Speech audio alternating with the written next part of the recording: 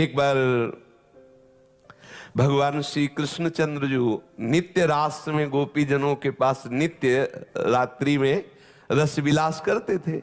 आनंद मगन होकर जो जिस भावना से उपासना करता है ठाकुर जी वैसे सुख देते। ये गोपी जन कांत भाव से, प्रीतम भाव से, पति भाव से आराधना करती, तो प्रभु वैसे ही हास्य विनोद रस क्रीड़ा करते।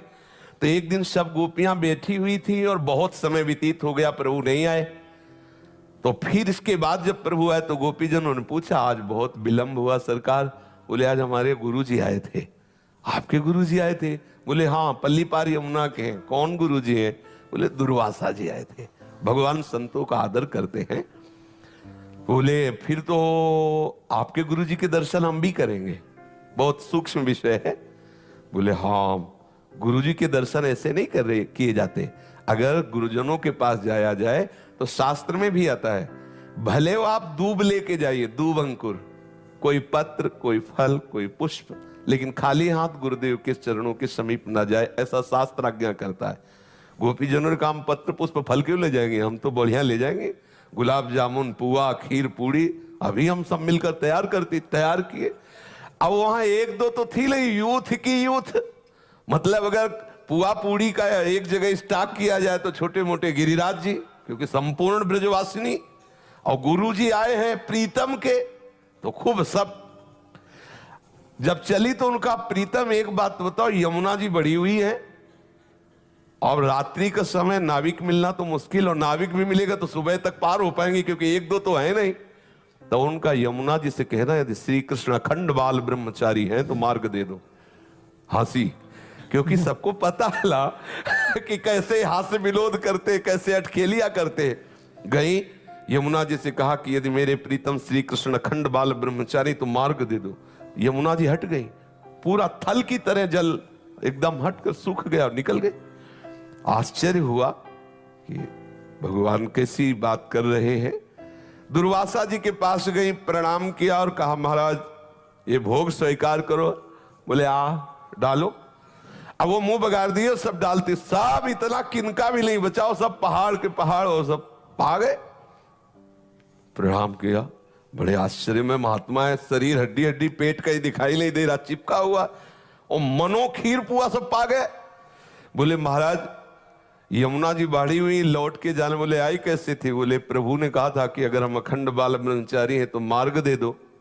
तो बोले, जाओ यमुना जी से कह दो कि दुर्वासा ने यदि दूब के अंकुर के सिवा अपनी जबान में कभी कुछ रखा ना हो तो मार्ग दे दो।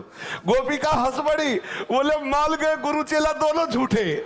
वो कहते अखंड बाल ब्रह्मचारी, अभी मनोपुआ खीर खा गए, और कह रहे दुर्वासा ने दूब का रस के सिवा और कभी कुछ आहार न किया हो तो मार्ग दे दे। गई, जाके यमुना जी से कहा कि अगर दुर्वासा जी ने कभी दुर्वांकुर के रस के सिवा को जिह्वा में न रखा हो तो आप मार्ग। यमुना जी हट गए, आश्चर्यचकित हुई और जाके प्रभु से कहा कि प्रभु आपके गुरु जी के दर्शन किए तो एक प्रश्न खड़ा हो गया, जैसे गुरु वैसे ही चेला। तो प्रभु ने कहा, ऐसा क्या? अब बोले, बाहु प्रसार परिरम्य कराल को जो रास में वर्णन है, कौन सा ऐसा रस क्रीड़ा है जो आप ना खेलते हो? स्पर्श करना, आलिंगन, चुम्बन, परिरंभन आदि सब।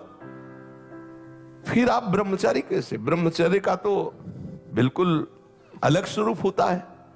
और हमारे सामने पुआ पकौड़ा, खीर और सब रसमलाई सब पा गए, और कहते दुर्वांकुर के सिवा जिह्वा में कुछ न रखा हो।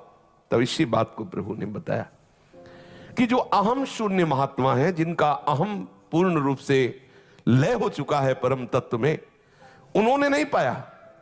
तुम्हारी इच्छा थी, तुमने उनको ऐसे डाल, तो पूरे सृष्टि के मुख में जैसे जा रहा है ऐसे उनके मुख में जा रहा है। वो अहम भोक्ता बन के नहीं पा रहे, इसलिए उन्होंने नहीं पाया।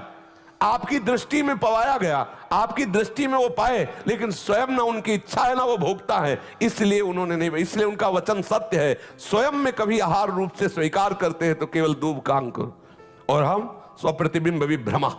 जैसे छोटा सा बालक अपने प्रतिबिंब के साथ खेले, ऐसे गोपियों के आत्मा रूप में, उनके पतियों के आत्मा रूप में, और चराचर जगत के रूप में जो परम तत्व विराजमान है, वही श्री कृष्ण स्वरूप से क्रीड़ा कर रहा है। वो अपने आप से अपने आप में खेल रहे, इसलिए अखंड ब्रह्मचारी है।